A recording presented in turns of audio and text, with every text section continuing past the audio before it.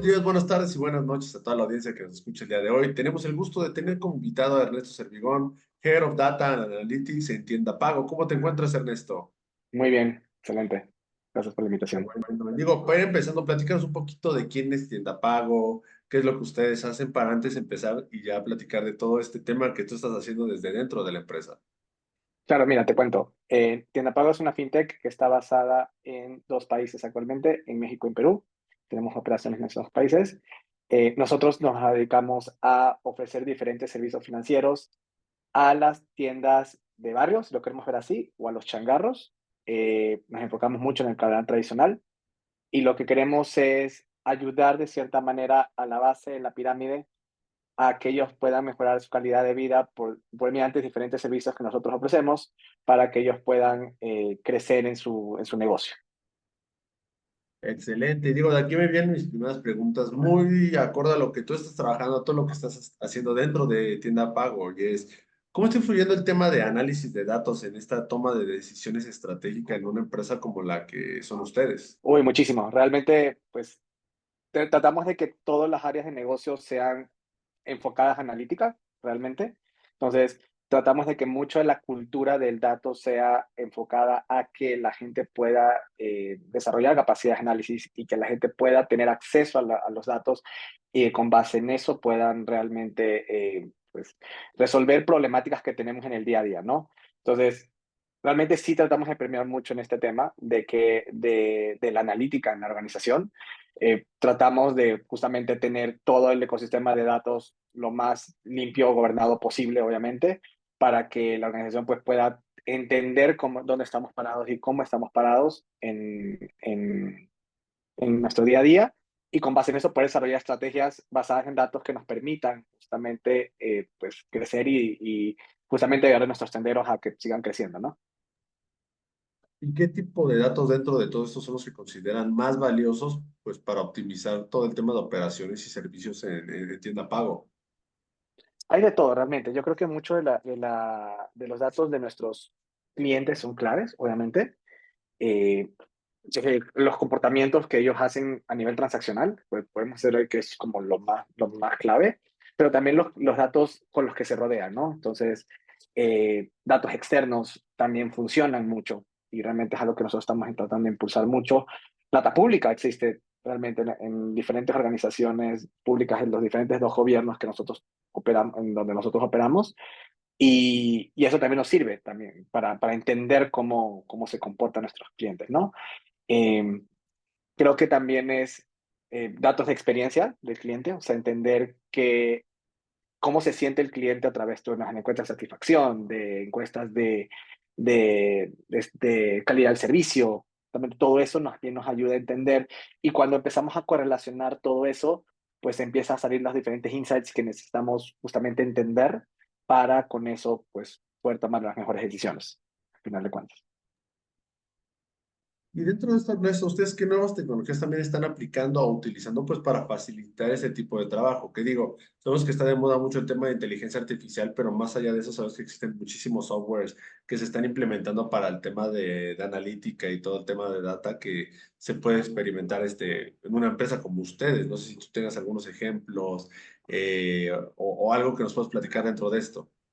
Hay dos corrientes realmente, como yo las he clasificado. Una son las corrientes de modelos, por así decirlo, analíticos tradicionales, si lo queremos ver así, que son modelos de ciencia de datos que están muy a modelos matemáticos, a modelos de predicción, que nos ayudan sí a entender, que creo que eso sigue existiendo y eso va a seguir existiendo realmente. Y con eso nosotros hemos podido detectar y analizar los patrones de comportamiento de los clientes, ¿no? Entender cómo se comporta el uso de los diferentes tenderos, entender qué tendero es más riesgoso que otro, porque al final de cuentas es un negocio, entonces hay un cierto nivel de riesgo a final de cuentas al momento de ofrecer un crédito, al momento de ofrecer un servicio. Entonces, esos tipos de cosas se resuelven o las estamos nosotros de cierta manera tratando de ver de una manera muy tradicional, no todavía, ¿no?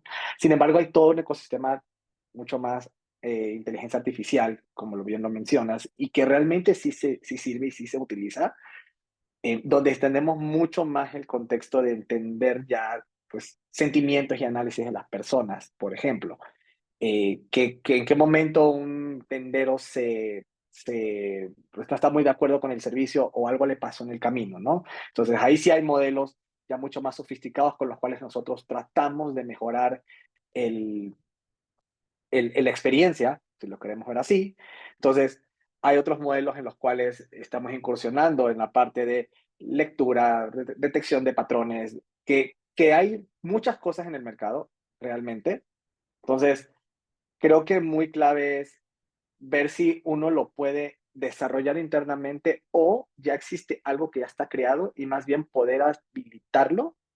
Creo que eso es clave. Entonces nosotros nos hemos basado como mucho de eso, realmente ver, oye, pues esto ya existe. Por ejemplo, otra vez regresando al tema de detección de patrones o detección de imágenes, ¿no? Por así decirlo. Oye, ya existe esto que te puede leer ciertas cosas. Pues no tenemos que crearlo de cero. Realmente podemos apalancarnos de un desarrollo o de una tecnología que ya existe hoy, comprar un servicio, levantar un servicio en una nube y con eso incluirlo, ¿no? Entonces, si nos hemos metido mucho en estos temas de inteligencia artificial. Nosotros hacemos muchos experimentos enfocados en inteligencia artificial realmente, como organización, y eso nos ha permitido justamente también acelerar muchas cosas en el proceso de afiliación y en el proceso de detección de experiencias en los clientes, al final de cuentas. Y quisiera preguntarte también, conociendo todo este trabajo que están haciendo y que pues al final estamos en este podcast, es todo datos, todo tema digital, pero llega a generar un poquito de duda en ciertas partes. ¿A qué me refiero? Y es el cómo están asegurando ustedes que se está cuidando esta privacidad y toda la seguridad de los datos de sus usuarios. Hay que seguir ciertos frameworks, eso es un hecho. O sea, nosotros tratamos de seguir en todo el tema de las políticas de seguridad de los ISOs. Entonces, el ISO 27001 es clave para todo este proceso. Eh, Muchos de los colegas pues, aplican las mismas metodologías realmente, pero es realmente el foundation de todo, ¿no? Hay que sí tener el tema de privacidad de datos, hay que sí hablar de temas de compliance y seguridad, hay que sí manejar diferentes niveles y esquemas de quién accede a qué base, quién accede a qué campo, a qué dato, y quién lo puede editar inclusive. Entonces, todo eso existe, todo eso tenemos que sí implementarlo en las organizaciones y de esa manera hacer que el cliente se sienta seguro, ¿no? Entonces, nuestro tendero de la idea de nuestro cliente debe sentirse seguro que cuando sube un documento, el documento está protegido y que cuando hace una transacción, la transacción está protegida y que no está eh, por ahí pululando la información, ¿no? Así sea inclusive a nivel interno de la organización. Entonces, realmente sí hay que implementar políticas. Nosotros seguimos el estándar de políticas que existe en la industria y con eso manejamos todo el esquema de gobernabilidad. Tenemos un esquema de gobernabilidad con un framework de gobernabilidad en Dama que, que nos ayuda justamente a proteger la información. Ahorita platicamos un poquito del tema de inteligencia, pero me gustaría tratarlo un poco más dentro de esto. Y es que rol está jugando este tema de la inteligencia artificial en las estrategias de análisis de datos de tienda pago. ¿En qué está jugando? Está jugando en roles bastante curiosos. Nosotros tratamos mucho de jugar en la parte de, ok, lanzamos un modelo, por poner un ejemplo, hay que ver cómo se comporta desde el primer segundo que se lanza, ¿no? Entonces, no es lanzar un modelo por lanzar voy a hacer un ejemplo, voy a lanzar un modelo de lectura de detección de audios, por un ejemplo, ¿no? Entonces, bueno, pues ya lo lancé y ya está ahí. Y ya con eso podemos permear qué dice nuestro cliente y qué momento y hacer un análisis de sentimiento. No va por ahí tanto. O sea, es sí lanzarlo y desde el primer momento ver realmente con ciertos indicadores cuando se lanza un modelo nuevo, en qué indicador va a permear. Eso es importante que la gente lo entienda. O sea, es cuando tú lanzas algo de este estilo, tienes que saber bien qué es lo que vas a mover, qué aguja quieres mover y qué quieres asegurar que va a cambiar realmente tu organización, ¿no? Entonces, desde el primer segundo que se lanza, nosotros tratamos de, a partir de ese momento, ver los KPIs que definimos que va a funcionar en el modelo y con base en eso, ver si realmente está funcionando o no. Y a partir del primer momento que empezamos a detectar esto, iterar. No los modelos salen a la primera, eso es un hecho, no es que ya lancé algo y a partir de este momento ya todo funciona de mil maravillas, no es así. Esto funciona con muchas iteraciones y muchos ejercicios realmente y a partir de ese momento es como con los KPIs que definamos, es como nos damos cuenta si realmente las cosas funcionan o no. Y sobre eso vemos realmente qué es lo que tiene que cambiar. Entonces, inclusive en los mismos modelos hay un concepto analítico atrás de seguimiento a lo que implementamos y es importante y recomendable que se haga así, a final de cuentas, porque de esa manera te aseguras que lo que estás haciendo realmente funciona. Oye, ¿puedes platicarme también un poquito sobre la importancia de la analítica predictiva en este contexto de financiamiento de pequeños comerciantes? Pues es bastante importante y es clave, y es puntual. Realmente nada de esto puede funcionar si no tienes un proceso predictivo para entender realmente cómo se comporta un cliente y cómo se comporta un tendero y cómo ayudarlo a crecer realmente, ¿no? Nosotros somos una empresa que habla de inclusión financiera, realmente. Nuestro core, nuestra visión y metodologías es que seamos una organización que ayude a tenderos a los changarros, como comentaba, a crecer y a mejorar su calidad de vida, ¿no? Entonces, eso hace, a final de cuentas, que podamos ser capaces de predecir mucho, como decías, en los comportamientos del cliente, qué patrones está teniendo y cómo poder, por ejemplo, con eso ser más precisos en, en qué le ofrecemos y cómo se lo ofrecemos y a qué se lo ofrecemos y, y qué cliente puede tener un problema, que podamos ver cómo solucionárselo antes de que él mismo se entere que lo está teniendo realmente. Y nosotros con eso poder ayudarle a que no caiga en una mora, a ofrecer un mejor financiamiento, en fin, ¿no? Entonces, todo eso es clave con la cantidad de datos que existe hoy. Entonces, y todo eso es clave con justamente el proceso predictivo. Entonces, ser capaces de predecir, adelantarte 2, 3 pasos a lo que puede pasar, nos ayuda mucho inclusive a ahorrar problemas operativos, a mejorar nuestros revenue streams, a mejorar la parte de riesgos y otras aristas, ¿no? A final de cuentas, ¿no? Y a mejorar el desarrollo, y a mejorar a desarrollar el negocio inclusive. Entonces, todo eso se basa en todo el proceso de predicción.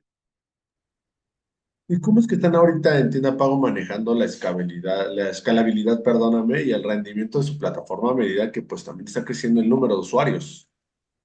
Tenemos varias formas de hacerlo. Entonces, muchos de la gente que está enfocada en data y la parte de infra, a final de cuentas, tiene que hacer varias cosas. ¿No? Monitorear, obviamente, cómo están tu infraestructura pues, prácticamente de manera diaria o semanal para ver cómo está comportándose todos los días las consultas que hacemos, los modelos que hacemos, cómo están los performances. O sea, eso es parte de los fierros que realmente hay.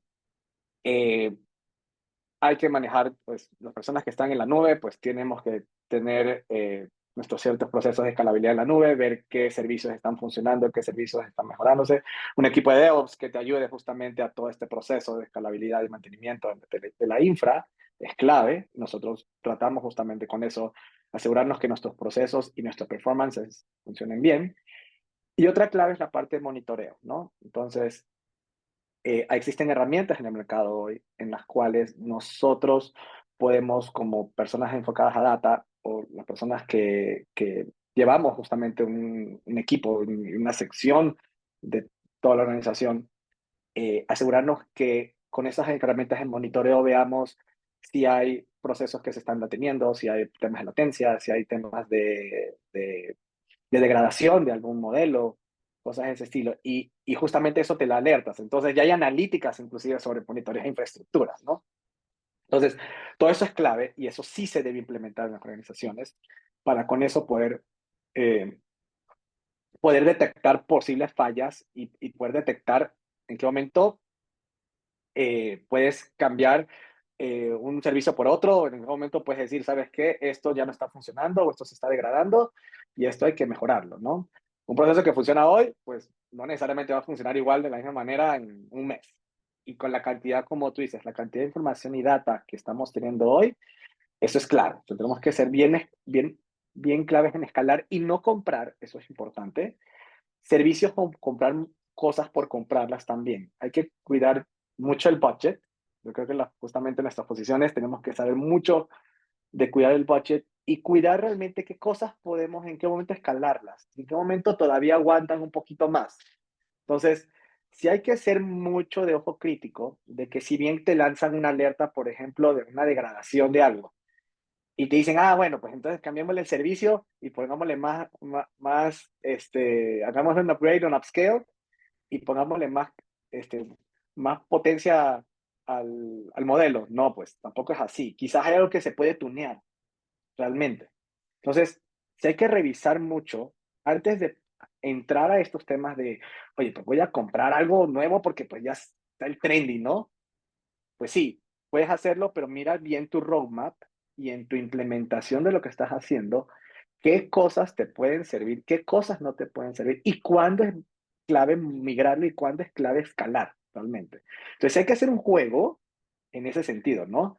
De cuidar tu performance, pero tampoco irte a andar comprando cualquier cosa porque luego pues te das cuenta de que tienes un montón de cosas que en teoría te sirven para mejorar y no. Y te hemos justo hablando de esas tecnologías emergentes que al final ya tienen tal vez un poquito de tiempo, pero que están apenas sucediendo en muchas de las empresas. ¿Puedes hablar, platicar un poquito de cómo ustedes están adoptando este tipo de tecnologías como lo que es blockchain en sus plataformas? Ahorita como tal, temas de NFTs o blockchains no las estamos al 100% metiendo. Nuestro core de negocio realmente no necesita realmente algo así, pero sí tenemos que meter todas las tecnologías nuevas emergentes a final de cuentas. O sea, las otras que sí necesitamos para nuestro mercado, por ejemplo, ¿no? Tecnologías que nos aceleren mucho más el habla, por ejemplo, ahorita regresamos al habla, o el reconocimiento de imágenes, por ejemplo, de cómo opera o cómo funciona, cómo se inventaría una tienda, son claves, ¿no? Al final de cuentas. Entonces, eh, para entender el stock, un shelf. Entonces, por ejemplo, allá hay tecnologías emergentes que te la ayudan a resolver mucho más rápido. Hay cosas que existen también para poder entender se me fue la idea, era como para entender por un video, por ejemplo, cómo se comporta el flujo de la calle de una tienda. Entonces, eso es totalmente nuevo, eso no existía. Y por último, para poder crear contenidos, para que el tendero entienda, ahora existe mucho el tema de que puedes crear inclusive contenido tú mismo creándolo, ¿no? O sea, decirle, oye, pues dame una foto de una tienda que tenga tal condiciones, tales cosas, y te ayuda mucho a entender también cómo puede dar al tendero o a nuestros clientes como una idea de cómo puede ser su tienda, ¿no? Al final de cuentas. Entonces, eh, esas tecnologías son muy nuevas y realmente las estamos probando y nos están funcionando realmente. ¿Y cómo es que se están asegurando ahorita ustedes? Que sabemos que ya están en más de un país, al final ya como empresa. ¿Cómo se aseguran de cumplir con la normativa y regulaciones de protección de datos en los diferentes países donde operan? Y no solamente en esta parte, sino en todo lo que requiere la normativa dentro de esta parte tecnológica que se está poco a poco regulando en cada uno de los países de manera distinta. Hay que seguir todo el tema de compliance. Entonces, hay un equipo de compliance que tiene que, obviamente, asegurar que esto esté. Eh, comentaba ahorita lo del ISO, entonces tenemos que seguir justamente los reglamentos, los estándares de los que estamos montados justamente en los temas de ISO 27001. Entonces hay que asegurarnos de esto y obviamente hay que ver las políticas de cada país, ¿no? Cada país funciona de manera distinta. Entonces hay unas regulaciones que funcionan en un país que no funcionan en otro y justamente con los equipos legales suena bastante este, extraño para algunas personas, pero muchos de los temas de data tienen que tener un tema legal atrás, al final de cuentas, y un tema, obviamente, de asegurarte que estás cumpliendo con normativas legales oye, pues, por ejemplo, yo en un país puedo pedir una cierta documentación que guarda una forma y en otro país no la tengo que pedir realmente porque pues no hace falta. Entonces, entonces ¿por qué? Porque al final de cuentas cada legislación es distinta. Entonces nosotros lo que hacemos es, tenemos que asegurarnos o nos aseguramos con la parte legal o con los equipos legales y los equipos de riesgos y compliance que lo que estamos guardando sigue las reglas y normativas de cada país y el equipo de legal y compliance pues, nos asegura con esto, ¿no? Eh, Tratamos de seguir las auditorías obviamente que nos imponen los entes regulatorios de cada país. Cada país hace ciertos procesos de auditorías con sus entes regulatorios y de esa manera nos aseguramos que lo que estamos manteniendo, lo que estamos guardando, lo que estamos manejando, pues sigue cada aspecto legal, ¿no? Y en cuestión talento, Ernesto, ¿qué tan difícil ha sido actualmente traer al mejor para el tipo de equipo como el de ustedes? Que al final, no, ya se está existiendo cierto tipo de carreras enfocadas a algunos temas, pero tal cual no existe una diciendo, oye, pues yo salgo como el Data, ¿no? La persona especializada en estos temas. Es a partir de una carrera que ya se van como especializando hacia algunas otras. ¿Tú has visto difícil la parte de traer este nuevo talento y una vez teniéndolo, la parte de capacitación, cómo es que ustedes los mantienen actualizados para pues este mundo tan rápido, de tan rápido movimiento? Hay, la verdad es que varias cosas aquí. Esta pregunta es muy, muy buena y muy importante. Eh, las universidades, yo soy docente, aparte de también trabajar en tienda pago. Entonces, como que conozco mucho también esa parte de cómo sale la gente graduada al mundo profesional, al final de cuentas, ¿no? Entonces, la gente sale, o los recién egresados, o la gente que está recién entrando a la industria, y tratamos de atraer talento, justamente, pues no sale saliendo todo, y eso está bien, no pasa nada, eso es muy normal, y la gente que se dedica a contratar a sus equipos, realmente creo que clave que entiendan es que no van la gente que recién sale de la carrera no lo va a saber todo, realmente, más bien es el hambre que ellos tengan para crecer y desarrollarse. Creo que eso es muy clave en el proceso de crecimiento en la carrera profesional, específicamente en la parte de data. Creo que es algo muy interesante y muy clave. También funciona en todos los equipos de tecnología, pero pues obviamente no vamos a enfocarnos en la parte de data. Eh, Clave que justamente tengas mucho las ganas de aprender más y aprender más y aprender más, ¿no? Entonces, eso sí te va a llevar a que puedas encontrar diferentes formas de conocimiento, diferentes formas de aprender diferentes herramientas. Hoy por hoy existen enorme cantidad de herramientas que existen para poder capacitar. Está Coursera, Udemy, etc. O sea, eh, hay cursos en YouTube, inclusive, hay influencers o sea, yo sigo en Instagram, literal, que son gente que ya te ayuda a, a ver herramientas y trends nuevos que existen. Entonces, está por todos lados. Entonces, realmente está en la capacidad que tú quieres de crecer y tú como profesional de que quieres seguirte siempre desarrollando, ¿no? Y esta otra parte, justamente que es la parte de eh, voltearte a entender cómo funciona tu organización. Creo que eso es también muy clave en cómo crecer tu carrera o lo que tú contrates como un profesional enfocado en tecnología. Realmente suena para muchas personas que han eh, pasado por procesos de reclutamiento y contratar y generar equipos y armar equipos de trabajo, les ha resultado realmente, creo que se identifican con esto, que cuando tú contratas a una persona o estás entrevistando a una persona y te entiende a nivel negocio lo que estás tratando de hacer, es mucho más puntos inclusive, ¿va? Que una persona que te puede hacer unas 100 líneas de código en Python en 30 segundos. O sea, ah, ¿por qué? Porque esa persona te puede entender mejor para dónde va y te puede detectar inclusive cómo mejorar el negocio o dónde está el negocio parado o lo que estás haciendo tecnológicamente, cómo lo vas a utilizar. Entonces, creo que todo este proceso de reclutamiento, todo este proceso de armar equipos y de ver cómo está el mercado afuera para poder justamente contratar personas, debe enfocarse en eso. Uno también es la capacidad, el hambre que tiene una persona para poder seguirse desarrollando técnicamente y la capacidad y el hambre que tiene una persona de saber que tiene que haber un componente de negocio que tiene que saber y aprender.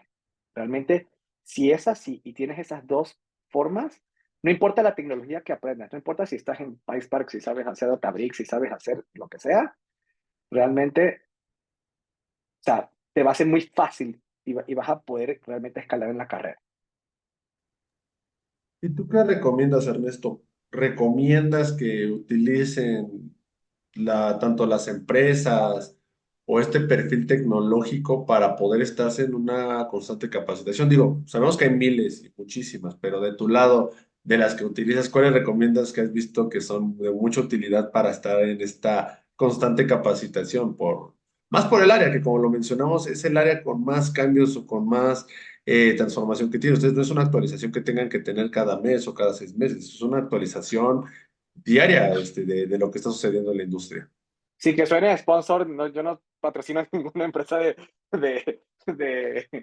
¿cómo se llama?, de capacitación, Pero yo creo que Platzi y Ubits, la verdad es que tienen muy buenos contenidos y muy buenas teachers para poderte capacitar y desarrollarte en la organización y en los temas que estamos viendo ahorita últimamente, temas de datos. Eh, hay organizaciones, inclusive nosotros hacemos eso, nosotros tenemos, nuestro equipo de capital humano tiene un convenio con estas empresas para que podamos nosotros desarrollarnos eh, y eso es bastante válido y bastante bueno realmente porque permite que los equipos estén siempre al día en estos temas. Eh, y creo que existen literal, va a sonar raro, pero en TikTok, o sea, en TikTok te puedes meter y vas a buscar cosas y vas a encontrar, o vas a encontrar diferentes influencers que te pueden ayudar en temas de data. Entonces, ya no solamente es Google que te puedes meter en un artículo, hay artículos en Medium que son muy buenos, realmente también vale la pena, pero ya hay plataformas y estas creo que nos ayudan bastante. O sea, algo que a mí me ha ayudado mucho, como paréntesis de esto, es sí tener como una especie de mentor en estos temas. O sea, yo cuando me gradué y empecé a trabajar en estos temas, yo no, honestamente, yo no era muy conocedor de los temas de data. Yo entré a una organización donde yo empecé a trabajar, me desarrollé mucho y a mí la gente senior me ayudó mucho a que yo pueda crecer y ellos me ayudaban a cómo, cuáles eran las mejores prácticas, cuáles eran las metodologías que debían seguirse, cuáles son los estándares que existen en la industria. Y con eso, junto con las partes de cursos que uno hace y certificaciones y todas estas cosas, te pueden hacer que desarrolles y aprendas más, ¿no? Y que puedas tener este hambre de conocimiento y crecer tu conocimiento. Entonces, al día de hoy sigue pasando, o sea, yo sigo teniendo mentores que me siguen ayudando a entender y a crecer, que ya son más colegas que mentores ya por el crecimiento en la carrera, pero a final de cuentas podemos discutir ideas y eso es muy rico. O sea, creo que vale la pena también que aparte de las plataformas, siempre hagas discusiones con la gente de tus colegas en la industria y que con ello también puedas tener un background, un bagaje mucho más 360 sobre qué está pasando y con eso pues aprender más. Es que tengo entendido, Ernesto, que tú casi saliste con el boom de esta área de data para entrar con ellos a trabajar. Que digo, el puesto existe con ya tiempo, pero se empezó como a especializar, existía un área en específica para esto a partir de ¿qué? 2016, 18 más o menos. Sí, más o menos. O sea, en el inicio de los tiempos en la prehistoria, como yo lo digo, pues estos se llamaban, los data engineers se llamaban eteleros porque hacían ETLs realmente, no hacían todavía cosas más sofisticadas como lo que hacemos hoy. Eh, por un ejemplo, entonces yo salí de la carrera, era el boom en el momento de BI, cuando estábamos, eh, todo el mundo hacía qué cosas, qué está pasando, qué tipos de integraciones hay, que existen ETLs y esto, mira, te integra diferentes fuentes y puedes hacer dashboards y cosas de ese estilo. Entonces, era cuando recién estábamos en el peak realmente de estos temas y ciencia de datos empezaba a agarrar fuerza y vuelo realmente. Entonces, bueno o malo, pues a final de cuentas te ayuda mucho a ver cómo ha evolucionado todo. Las nuevas generaciones obviamente tienen también una parte buena que ya hay mucho en el mercado y ya puedes también escoger realmente y puedes ver hacia dónde te quieres especializar más y puedes brincar inclusive entre posiciones. O sea, tú puedes ser engineer si te gustó y puedes luego jugar a hacer ciencia de datos y luego dices, bueno, pues también me interesó, pero me gustó más la parte de data engineering, pues está bien. Y si quiero hacer analytics porque me gustan más estos temas, o sea, puedes moverte muy fácil realmente, ¿no? Antes quizás no era tan sencillo porque pues estabas aprendiendo y los cimientos se estaban haciendo, pero realmente eso a mí, menos a mí me ayudó mucho a aprender mucho de todo, ¿no? Y creo que es clave que también las siguientes generaciones sigan viendo eso, que tienes que aprender mucho de todo para que puedas justamente cuando escales en las posiciones, puedas saber de cómo se maneja cada sección y con eso puedas realmente tomar mejores decisiones sobre tu equipo. Y mis últimas preguntas, Ernesto. Eh, ¿Hacia dónde consideras que vamos en cuestión tecnológica más para el área en la que estás tú? ¿Qué tipo de herramientas sientes que son las que vienen en un futuro? ¿Qué tipo de tecnología sientes que las que vamos a usar hasta que van a empezar a desaparecer en cuestión de todo lo que está sucediendo?